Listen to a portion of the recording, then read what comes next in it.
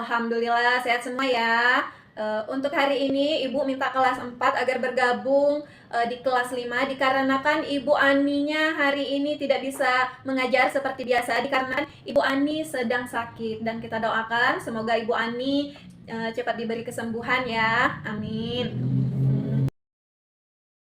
Sebelum kita lanjut ke pembelajaran, alangkah lebih baiknya kita berdoa dulu.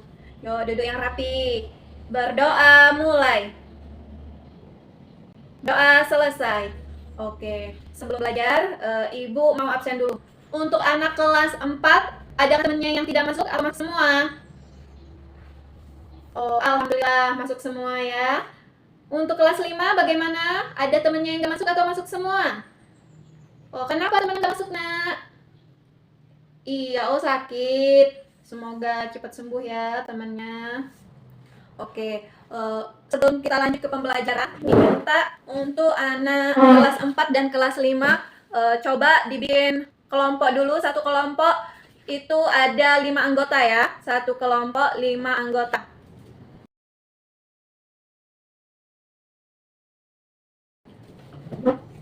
Oke, sudah? Ya, baiklah.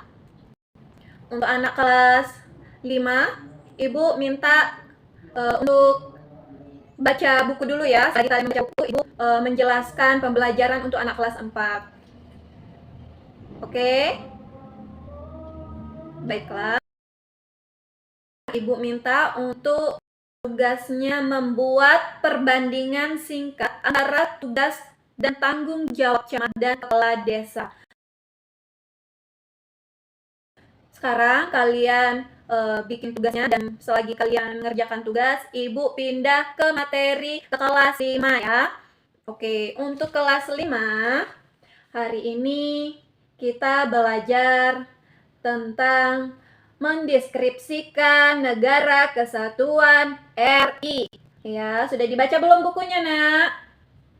Oke, nah kita lanjut ya. Negara Kesatuan Republik Indonesia atau NKRI adalah sebuah negara yang berbentuk kesatuan. Artinya, kekuasaan tertinggi berada di tangan pemerintah pusat.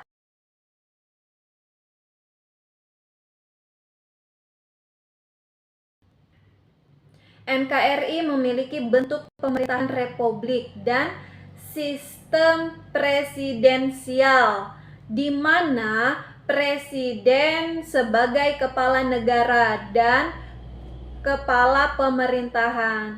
NKRI juga merupakan negara kepulauan dengan wilayah yang luas, terdiri dari berbagai provinsi, kabupaten, dan juga kota. Lalu, NKRI adalah negara kesatuan yang menganut sistem pemerintahan presidensial. Berikut ciri-ciri utamanya ya. Ada sistem pemerintahan presidensial, yang artinya presiden sebagai kepala negara dan kepala pemerintahan dipilih langsung oleh rakyat. Kekuasaan eksekutif, legislatif, dan yudikatif dipisahkan untuk mencegah penyalahgunaan kekuasaan. Lalu ada lagi yang namanya wilayah, meliputi seluruh wilayah daratan, perairan, dan udara di atasnya. Terbagi menjadi provinsi, kabupaten atau kota, kecamatan, dan desa atau kelurahan. Otonomi daerah diberikan untuk meningkatkan efisiensi pemerintah dan pembangunan. Lalu setelah wilayah ada lagi yang namanya rakyat. Rakyat itu terdiri dari beragam suku, agama, ras, dan antar golongan atau keberagaman ini dilindungi oleh konstitusi dan menjadi kekayaan bangsa. Lalu setelah itu ada yang namanya konstitusi. Nah, ini berpedoman Undang-Undang Dasar Negara Republik Indonesia tahun 1945 atau yang disebut dengan UUD 1945 sebagai hukum tertinggi di negara Indonesia. Lalu ada lagi yang namanya ideologi.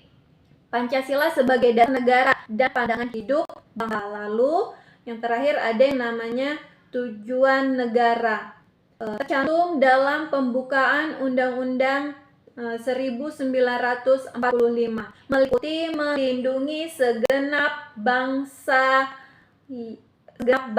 memajukan kesejahteraan umum, mencerdaskan kehidupan bangsa, dan ikut melaksanakan ketertiban dunia.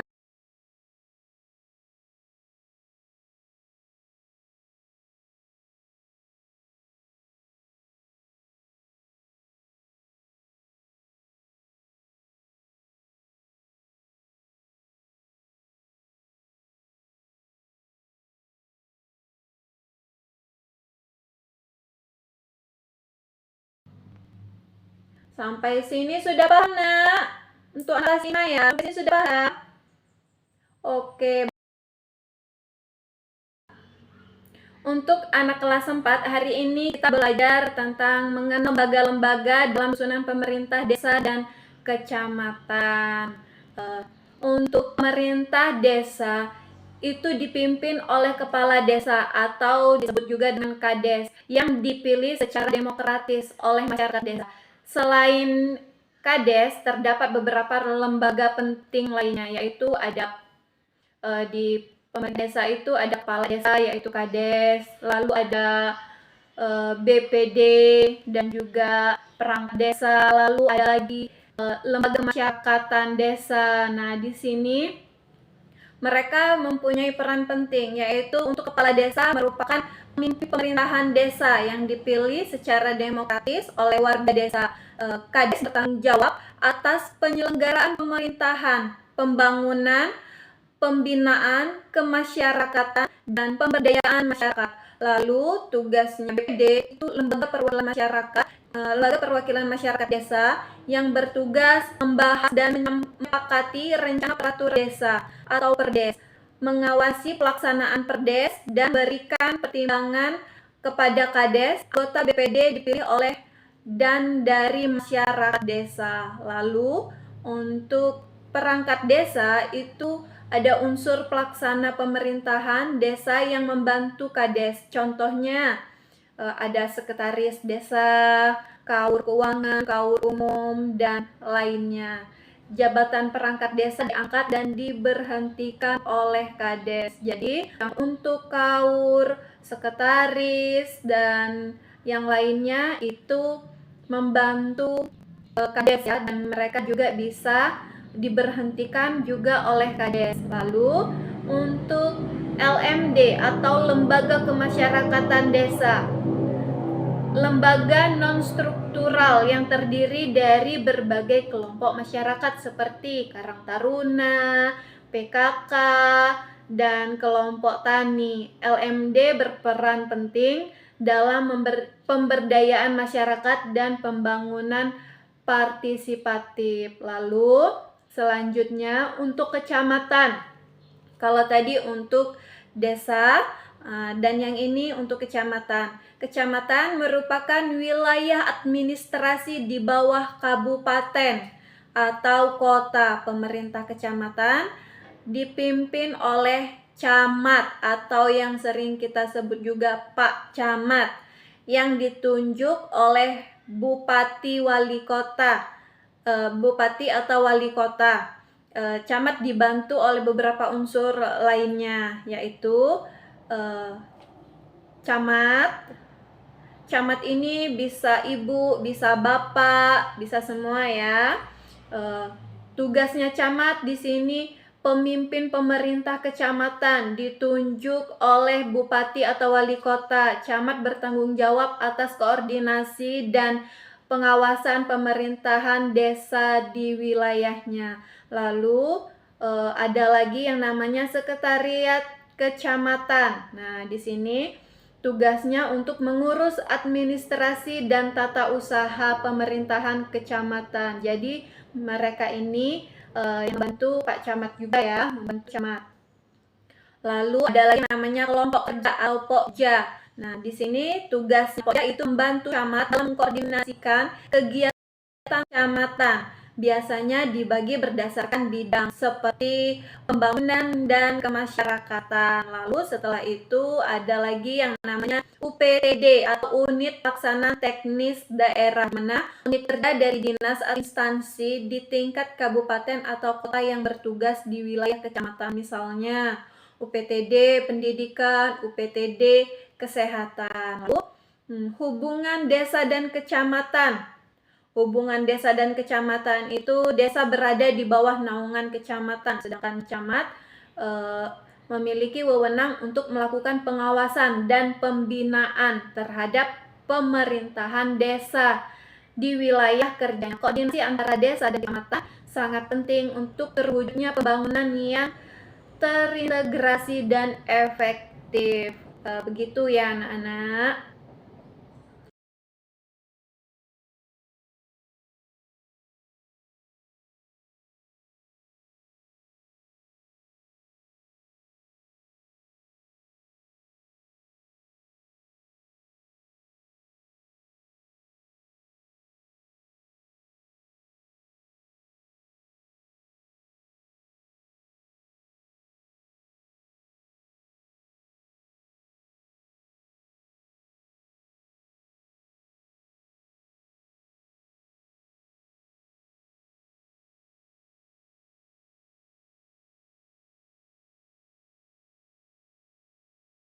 Baiklah, untuk anak kelas 5, Ibu minta kalian untuk mengerjakan soal ya. Nanti kalian kumpulkan ya, Nak ya. Dibagi sama temannya yang lain. Oke, untuk anak kelas 4, bagaimana, Nak? Adakah yang mau bertanya, Nak? Ya, untuk anak kelas 4, dipersilakan. Iya. Pertanyaannya apa tadi? Apakah desa di bawah pemerintahan kecamatan? Iya, benar. Desa di bawah pemerintahan kecamatan. Sedangkan kecamatan itu di bawah pemerintahan kabupaten atau kota.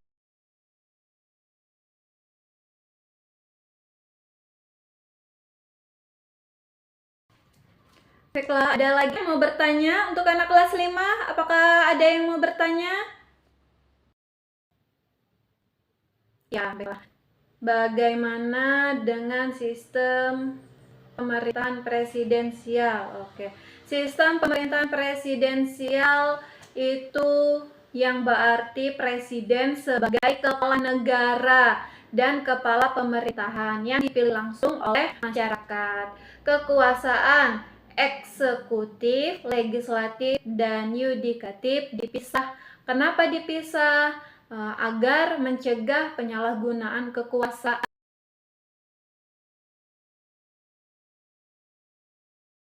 Sampai sini sudah paham, Nak? Masih ada yang mau bertanya tidak? Oke, sudah tidak ada yang mau bertanya. Kalau gitu bagaimana dengan tugasnya? Sudah selesai atau belum? Yang sudah mengerjakan tugas boleh dikumpul ya.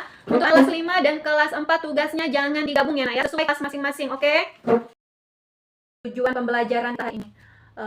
Tujuannya adalah pembelajaran untuk membantu kita semua sebagai warga negara yang bertanggung jawab, yang berpartisipasi dan memahami sistem pemerintahan di Indonesia.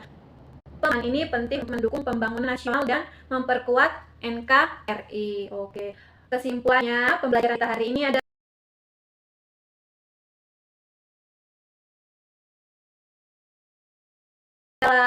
yaitu pemahaman tentang lembaga-lembaga pemerintahan di tingkat desa, kecamatan, serta konsep NKRI. Sangat penting bagi warga negara berpartisipasi aktif dalam proses demokrasi, membangun kesadaran akan hak dan kewajiban kita sebagai warga negara, serta meningkatkan rasa cinta dan tanggung jawab terhadap tanah air